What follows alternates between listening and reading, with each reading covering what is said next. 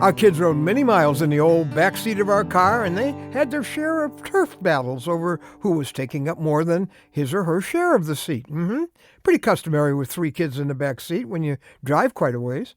And they also spent some time sleeping there. In fact, I remember when our youngest was a baby, he would just doze off in his little infant seat right next to his brother, who was 2 years older.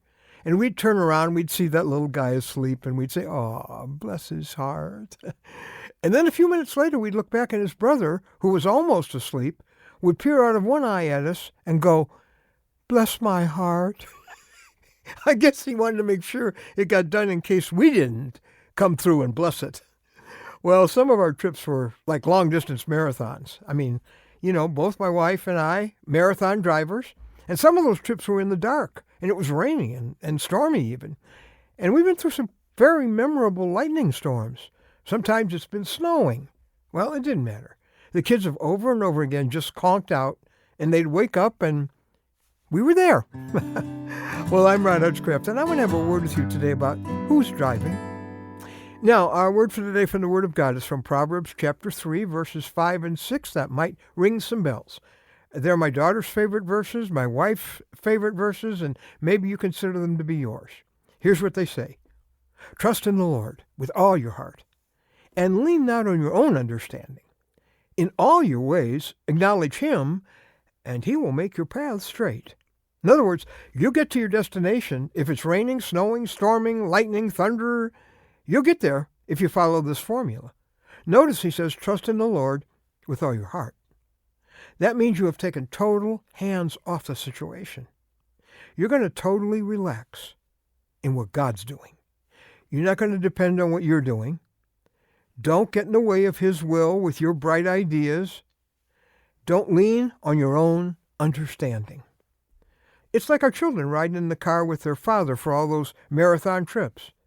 Actually, the situation you're facing right now leaves you 3 choices in terms of navigation. Choice number 1, you could try to drive.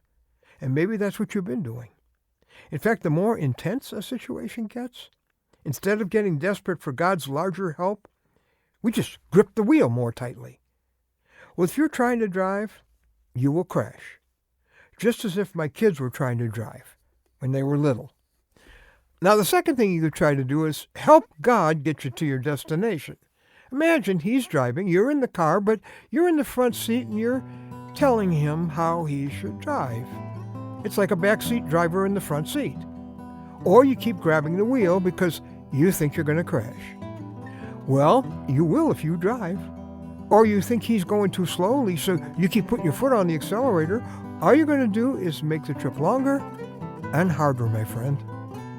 The other possibility is that you do what my children have done. Trust in the Lord with all your heart. Now, in a sense, you'll crawl in the back seat and you'll say, Father, I trust you.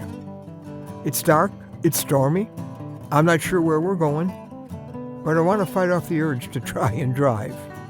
You drive, Father. Good night.